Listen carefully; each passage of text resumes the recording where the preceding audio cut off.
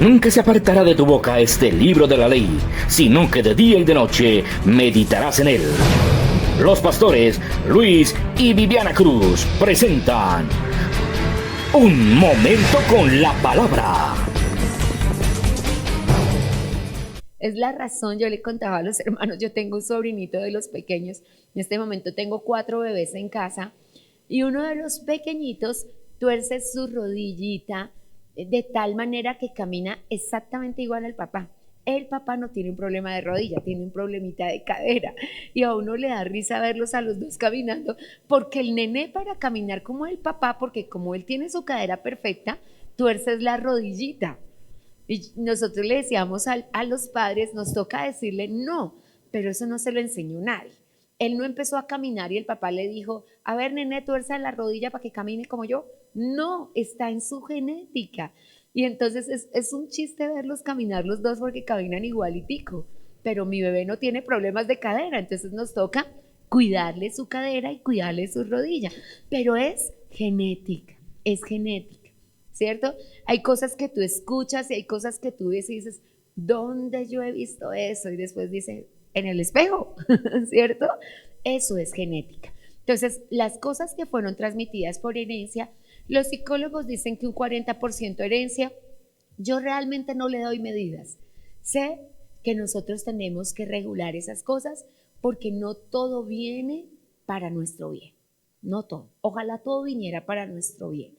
Lo segundo es involucramiento, que en psicología lo llamamos entorno, las cosas que vivimos, pero en la Biblia lo llamamos involucramiento, porque fueron las cosas en las que nosotros nos metimos por nuestra propia voluntad. Por ejemplo, no es el orden del Señor la deuda, pero todos nos hemos metido alguna vez, nos involucramos. Y ha sido una puerta abierta para la pobreza, ha sido una puerta abierta para la ruina, ha sido una puerta abierta para romper relaciones, porque han pasado muchas cosas, pero fue una decisión de nosotros mismos, ¿cierto?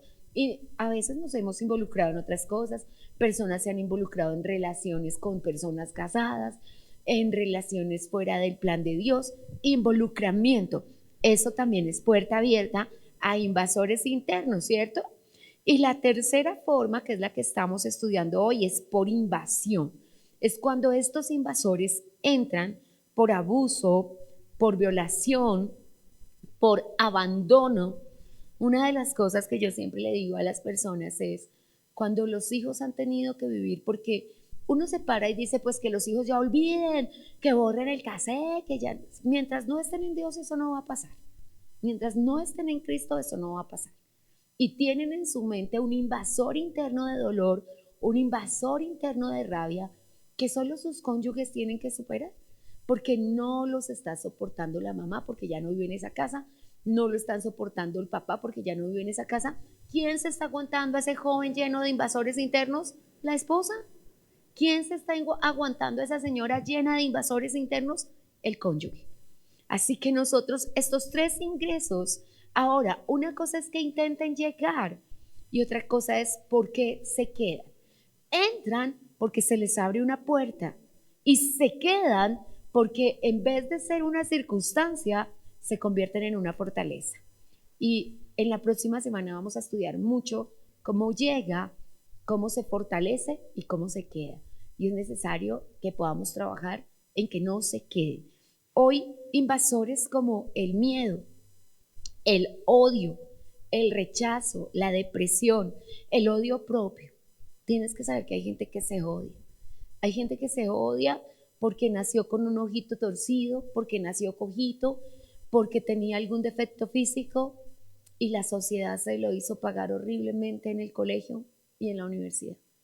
Una de mis chiquitas de mi casa cuando era pequeñita, cuando estaba en el vientre de su mami tuvo una infección urinaria.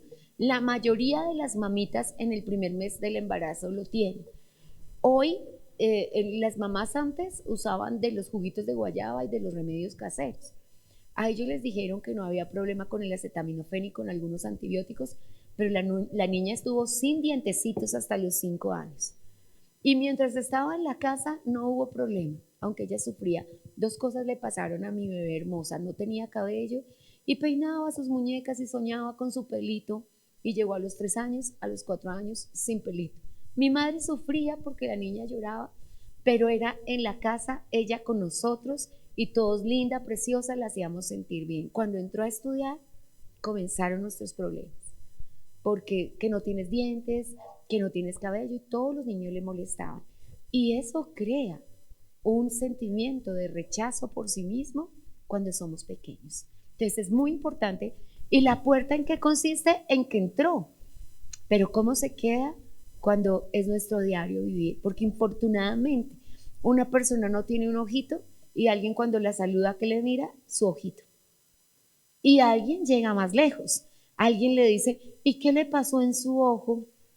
Porque somos personas indiscretas e imprudentes. Y aprovecho para la cuña, la norma de urbanidad nos enseña que del aspecto físico de las personas no hablamos, ¿cierto? Si alguien se resbaló, uno le pregunta, ¿te raspaste? Te quemaste, pero si alguien no tiene un dedito, uno no le pregunta qué pasó, porque la persona ha tenido que vivir con eso y le han molestado. En San Victorino un niño tenía 6 deditos y era blanco y mono, pero la otra persona que en San Victorino tenía 6 deditos era un señor negrito que vendía cigarrillos. ¿Qué crees que le decía a toda la sociedad? El niño era mono y de ojos azules y todo el mundo le decía que era hijo del negrito porque tenía los mismos 6 deditos y creció con eso. Más grandecito, digo yo 6, 7 años, le decían carrito loco porque él se encerró en sí mismo y corría por todo lado haciendo run, run, run para no escuchar a nadie, y tal vez un día lo cogió un carrito. Y un niño que se perdió por esas fortalezas que se crean cuando entran los invasores internos. En el caso de las personas con defectos físicos, el odio por sí mismos. Entonces necesitamos ver que realmente, y hoy nosotros como nación podemos ver en las actitudes de las autoridades nacionales cómo esto crea unas cosas, unas barreras mentales. Yo recuerdo un día, mire hermanos, sin ánimo de política, que la gente fue a tirarle a uno de los presidentes de América Latina tomates y lechugas y todo lo podrido, y el señor decía en televisión en una locución que le estaban enviando papeles con felicitaciones. O sea, ¿te imaginas hasta dónde llega fortalezas mentales que el señor dijo que no le estaban tirando cosas malas? Entonces, eso es cómo entran, cómo se quedan, cómo están allí, ¿cierto? Entonces, entraron por una puerta abierta, la puerta de la genética, ¿cierto? David dijo, perdóname, Señor, porque nací en pecado, porque en pecado me concibieron mis padres. Un reconocimiento, haya sido adulterio, haya sido fornicación, o haya sido no compromiso con Dios, porque no podemos establecer hasta el cielo a qué se refiere David con ese pecado. Sí lo había. Bueno, entonces cuando vemos esto, tenemos que saber que una cosa es salir de las tormentas mentales, porque los invasores son ruido en el alma. El salmista, precisamente David, dice, los adversarios de mi alma, porque el adversario físico, tú lo combates de una manera. Él combatía a Saúl, pero los adversarios de los que habla David son los persecutores de su alma, que se quieren quedar con su espíritu. Y él dice, ¿de dónde? ¿De dónde? Entonces, ¿qué pasa? Por ejemplo, démonos cuenta lo que pasó con Israel, que creo que es el mejor ejemplo que tenemos de invasores del alma, cuando salieron de Egipto. Ellos salieron de Egipto, pero Egipto no salió de ellos. Y pasó lo mismo cuando salieron de Babilonia.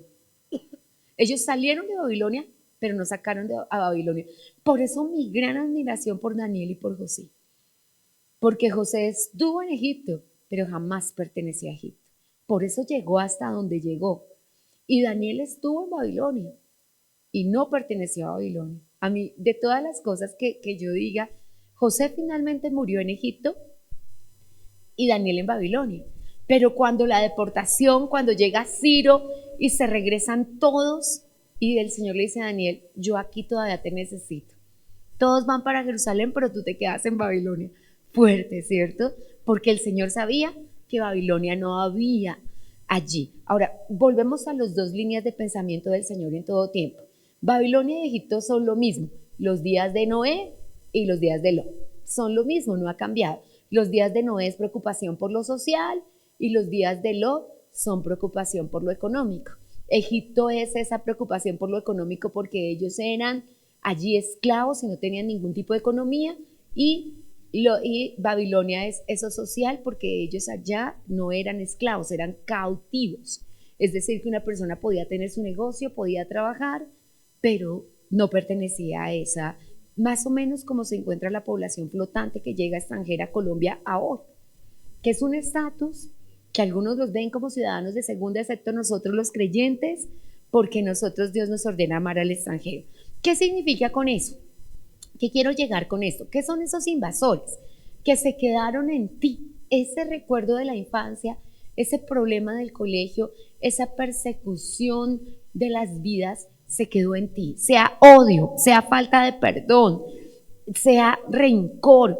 Entonces, todos los que hemos salido de algún lado, todos aquí salimos de Egipto. Cuando Egipto trata de volverte a algo, realmente, y yo les digo, cuesta mucho, cuesta mucho. Mi casa, su Egipto, fue San Victorino. Mis tías, mi mamá, toda la familia aún trabajan allí y se dan su vueltica por allí.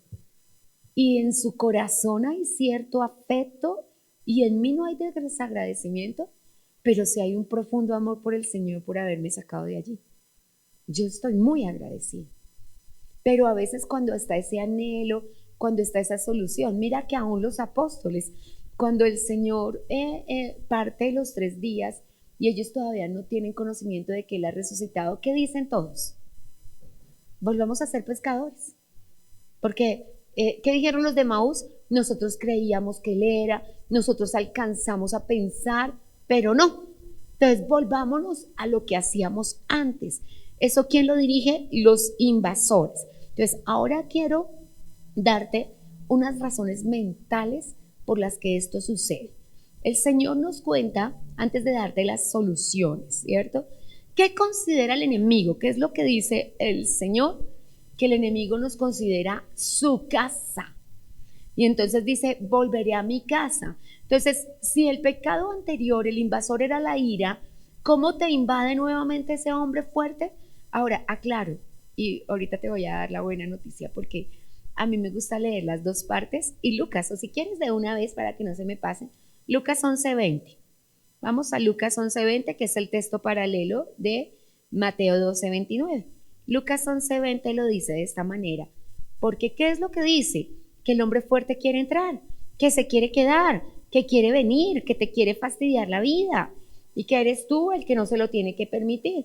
Pero Lucas capítulo 11, versículo 20, dice así. Y comienzo desde el 20 porque es bellísimo, dice, mas si por el dedo de Dios, que es el Espíritu Santo, yo echo fuera a los demonios, ciertamente el reino de Dios ha llegado a vosotros.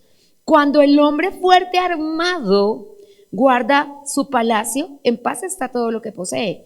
Pero cuando viene otro más fuerte que él y le vence, le quita todas sus armas en que confiaba. Entonces, note que Lucas nos da una claridad más grande. El hombre fuerte es Satanás y él cree que está en paz en ti porque te tiene en una circunstancia de enfermedad o porque tiene a alguien en una circunstancia de ruina o porque tiene a alguien en una circunstancia de amargura, de ira o de falta de perdón.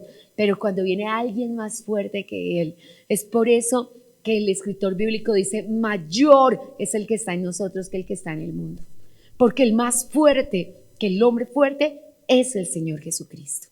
Y nosotros tenemos que echar mano de la vida eterna y echar los invasores. El texto nos dice, si yo lo echo fuera. Amén. Entonces, ¿qué es lo que debemos hacer?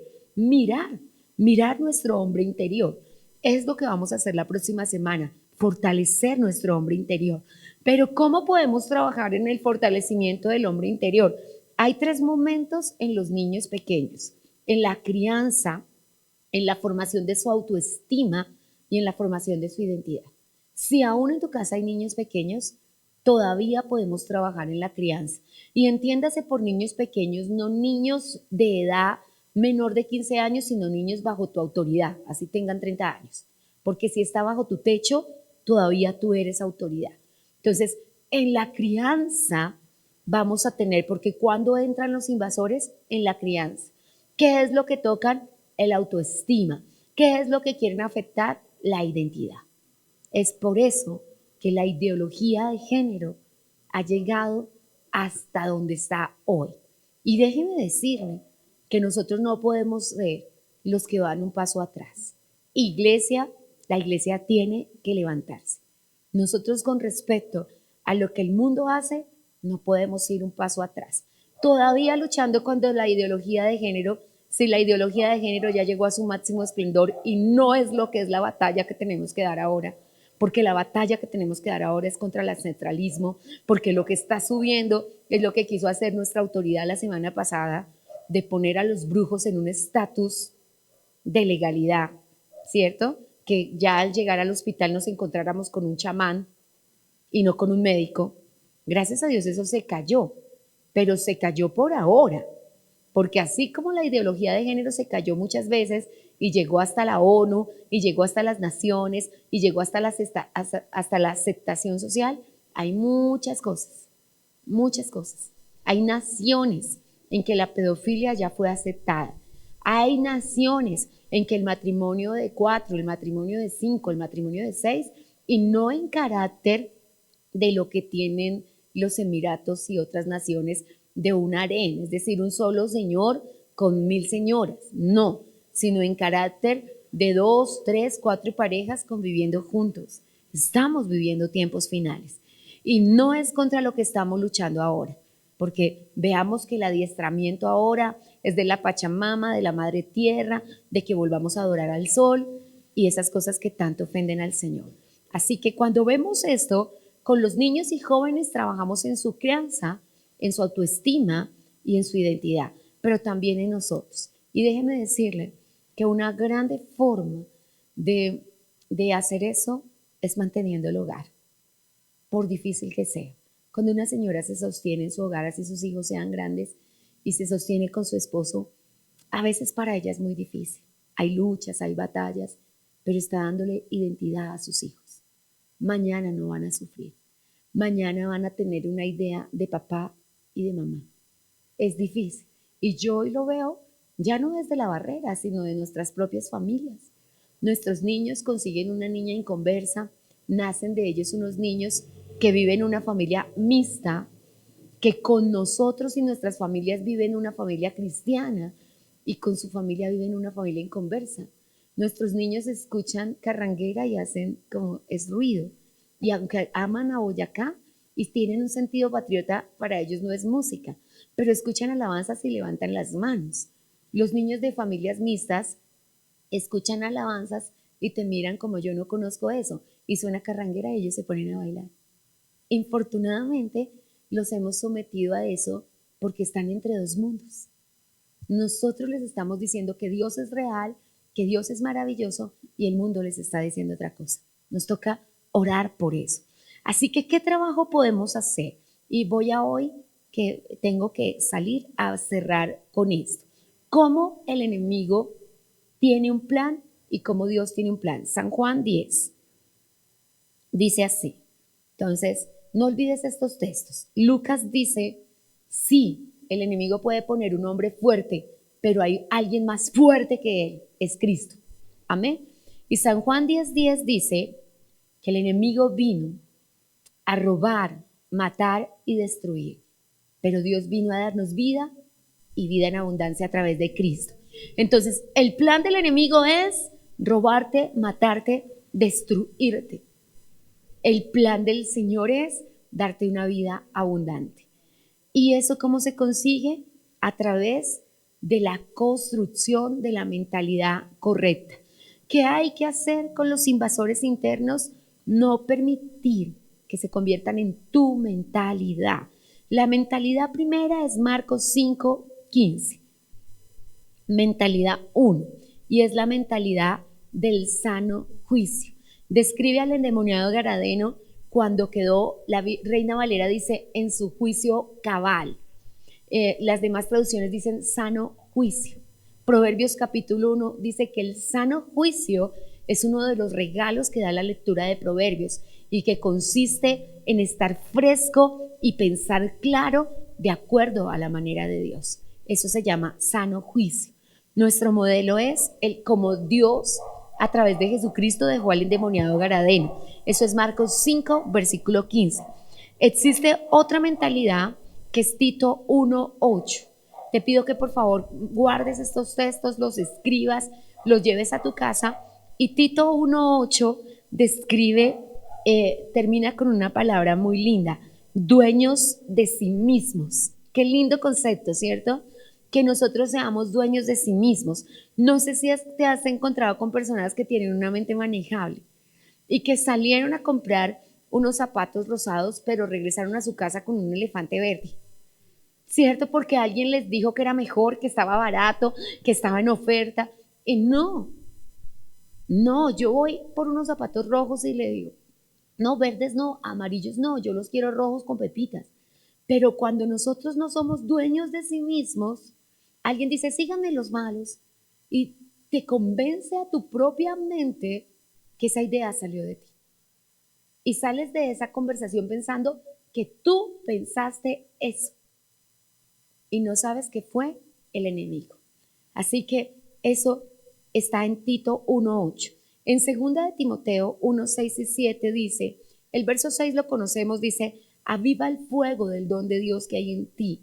Y dice el verso 7, porque el Señor no nos dio espíritu de cobardía, sino de poder, amor y dominio propio. Y el dominio propio describe, igual que Tito, ser dueños de sí mismo. Recuerda que todas las cosas se pueden vencer con dominio propio. Ayer hablamos de decir un rotundo no.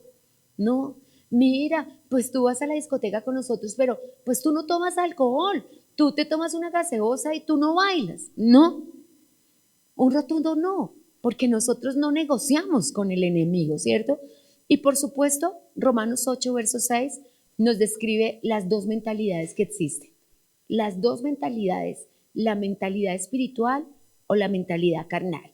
Claramente la mentalidad espiritual es la que es gobernada por el Espíritu Santo y la mentalidad carnal es la que es gobernada por la carne, mis amados.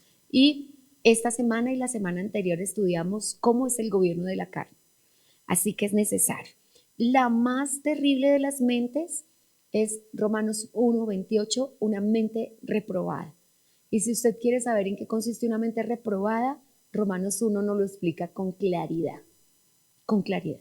Nos dice cómo la gente vendió su cuerpo al pecado, vendió su mente al pecado, vendió todo su hombre interior al pecado. Bueno, y Lucas 12:29 nos describe una mente ansiosa. Creo que en esa nos equivocamos todos. Y dice el Señor, mas tú no estés en la línea final del verso 29 en ansiosa inquietud. Entonces, esto, la mentalidad, voy a ser clara antes de irme, la mentalidad no es algo que viene al pensamiento, no es un pensamiento fútil que pasó y ¡uf! Pasó. No, no es un pensamiento esporádico que estaba por allá rascándose la barriguita y pensó, no. Cuando hablamos de mentalidad, hablamos de un pensamiento dominante que domina tu pensamiento. Cuando lo que domina tu pensamiento es la ansiedad y ya no la puedes frenar y qué vamos a hacer y qué va a pasar mañana y no hay para el mercado. Cuando la ansiedad se ha apoderado de ti. Cuando alguna de estas mentes llegó la luz, es la dominante. Cuando alguna de estas mentes es la dominante, el maligno utiliza esa situación para crearte una mentalidad. Una mentalidad de pobreza, una mentalidad de dolor, una mentalidad de angustia. Y cuando tenemos esa mentalidad, voy a ponerte un ejemplo que le ponía anoche a los niños antes de salir. En Estados Unidos hicieron un estudio, y son de muchos estudios, con 5 personas multimillonarias. Y les pidieron que se convirtieran en pobres por 5 años, que fueran a vivir a otro estado, cambiaran su nombre, vivieran como mendigos y entregaran todo. Solo les exigieron 2 cosas. Nunca podrán llamar a nadie para pedirle ayuda de sus familias y no podrán hacer el trabajo que realizaban cuando eran ricos. Y tomaron 5 personas pobres, mendigos de la calle, y les dijeron, van a ser ricos, a ustedes les vamos a entregar $1.000.000 a cada uno y ustedes van a poder multiplicar ese dinero y vivir bien para siempre. ¿Qué se imaginan que pasó? Literalmente. Los pobres volvieron a ser ricos en esos 5 años. Y los pobres desperdiciaron el dinero y siguieron pobres. Para establecer que las finanzas y el éxito financiero no es cuestión de dinero, sino de mentalidad. No es estatus financiero, es el que las personas se levantaron y todos volvieron a crear una nueva empresa. Es lo que le pasó al señor de Apple cuando salió de Apple, y fue su más grande milagro porque se fue y creó Pixar y creó otras empresas. Entonces, cuando pensamos en eso, iglesia, tomamos la decisión de qué vamos a hacer con nuestra mentalidad. ¿Cómo va a ser?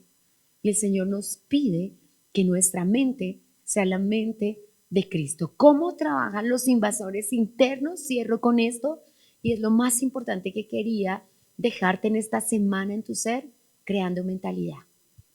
Cuando la fortaleza que comenzó en un pensamiento y fue alimentada por los argumentos, se convirtió en una mentalidad.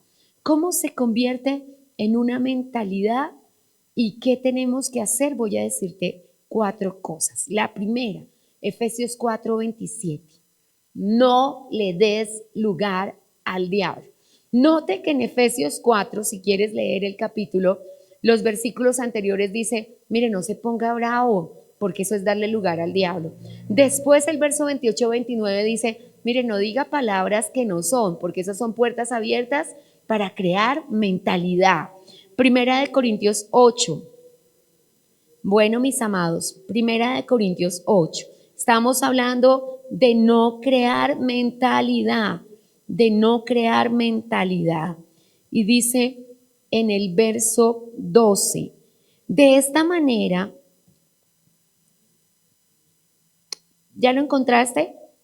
De esta manera, pues, pecando contra los hermanos e hiriendo su débil conciencia, contra Cristo pecamos. Mis amados, no deje que el enemigo, ni los hombres, ni usted hiera la débil conciencia de las personas.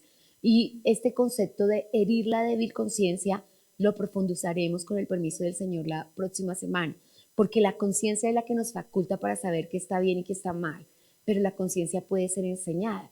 Por ejemplo, usted ve a las personas que practican el sicariato y el atraco, que salen por la mañana de su casa rezando que les vaya bien.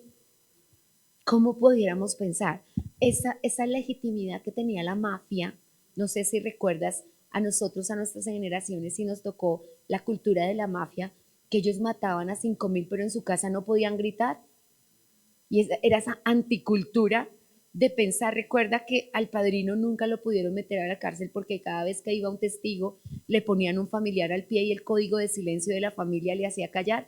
Y eso era una débil conciencia, porque la persona consideraba que lo que le enseñaron, por ejemplo, una débil conciencia se crea cuando mandamos al niño a decir a la puerta, mandó a decir mi mamá que no está. Y el niño en su mente que dice, si mi mamá considera que mentir está bien, es porque mentir está bien, porque mi mamá es grande y mi mamá sabe lo que hace. Entonces, esa débil conciencia la formamos a la imagen y semejanza de nosotros y no de nuestro Dios. Eso es lo segundo. Así que, ¿cómo convertimos eso? Formando una conciencia fortalecida en nuestros hijos. Efesios 5:11 lo hemos estado estudiando todos estos días. No participemos de las obras infructuosas de las tinieblas, repréndelas. Este es un trabajo de reprender, y como Jesús dijo en Lucas 11, échelo fuera por el dedo de Dios, que es el Espíritu Santo. Y Gálatas 5:16, con quien cierro en esta mañana, mis amados. Así que, ¿qué nos pide el Señor? El verso 16, digo pues, andad en el Espíritu y no satisfagas los deseos de la carne. Así que el sueño de Dios es una vida abundante. El sueño del enemigo es robarte, matarte y destruirte. Y nosotros, a través de no permitir que se nos cree una mentalidad inconsciente, una mentalidad de odio, una mentalidad de amargura, vamos a destruir el plan del enemigo y a los invasores internos. Con el permiso de Dios y con la gracia del Espíritu Santo, la próxima semana trabajaremos en cómo se destruye y qué tenemos que hacer para que esa mente de buen juicio, para que esa mente de Cristo, para que esa mentalidad según el Espíritu Santo, que no aprueba lo que no le agrada a Dios, que echa fuera lo que no le agrada a Dios y que no acepta lo que no le agrada a Dios, se marque en nosotros. Y en vez de que la fortaleza sea el odio, nuestra fortaleza sea el amor. En vez de que la fortaleza sea la falta de perdón, nuestra fortaleza sea el perdón. Y que nosotros podamos ir adelante con todas las cosas que el Espíritu de Dios nos ha enseñado. Amén. Entonces hoy voy a dejarles en oración con el pastor, van a participar de la mesa del Señor y quise adelantar la palabra porque no quiero que cortemos nuestro tema, porque tenemos que llevarnos el concepto claro. ¿Qué son los invasores internos? Aquellos que por la herencia, por nuestro involucramiento en cosas o por la invasión de algún dolor, un shock, un momento difícil de vida, entraron a nuestra vida. Que sí entraron. Que tienen que salir, sí, porque para eso apareció el Señor Jesucristo, para deshacer las obras del diablo, y el dedo de Dios es el Espíritu Santo, pero el instrumento del Señor somos nosotros. Amén, Señor. Hemos escuchado Un Tiempo con la Palabra, con los pastores Luis y Viviana Cruz. Dios los bendiga.